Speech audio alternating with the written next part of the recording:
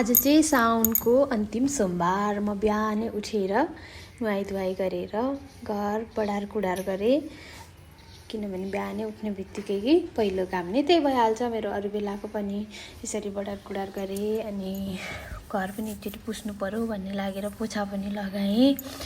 अनि त्यो पछाडि म अब फुल टिप्न भनेर तल गएँ, फुल टिपेर पनि ल्याएँ पूजा गर्नको लागि। अनि पूजा गर्ने अब भाँडाकुँडा त धुनु पर्यो, त्यत्तिकै गर्नु त भएन, झन् आज त व्रतको दिन। त्यही भएर मैले कलश अनि सानो कलश दियो सबै पिताम्बा लगाएर मस्काएँ अनि टिलिक्क पारेँ। ऊ देखाउँदै पनि छु पखालिसकेपछि। अनि त्यो पछाडि चाहिँ अब सानो कलश र दियोलाई पनि मस्काएको थिएँ, पखाल्छु। त्यो पनि फेरि एकचोटि झलक्क देखाउँछु है, अब टिलिक्क पर्यो भन्दै आफै मक्ख भइरहेको छु फेरि।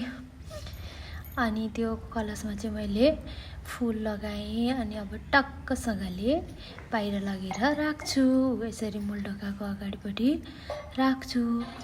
अनि अब म पूजा गर्ने बेला भयो, पूजा गर्ने बेलामा मैले टिका लगाएको रहेनछु, बिर्सेँ। अनि फेरि गएर एउटा टिका लगाएर आएर यसरी पूजा गरेँ।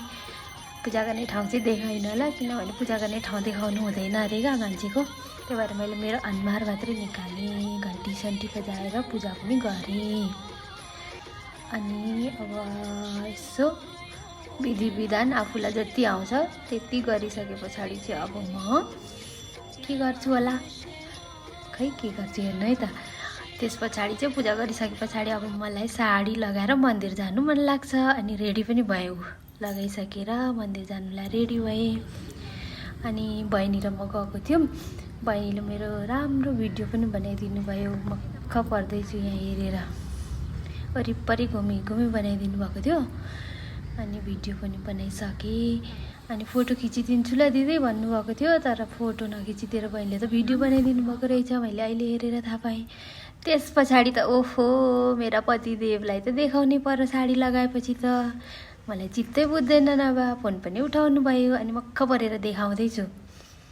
अनि अब के खाने होला भन्ने सोच्दै थिएँ, मकै भुटेँ, दुध तताएँ अनि एउटा स्याउ पनि काटेँ। अनि अब खानको लागि रेडी भएँ। अब चाहिँ म खान्छु भन्दै मक्ख पर्दैछु। आजको भ्लग यति नै।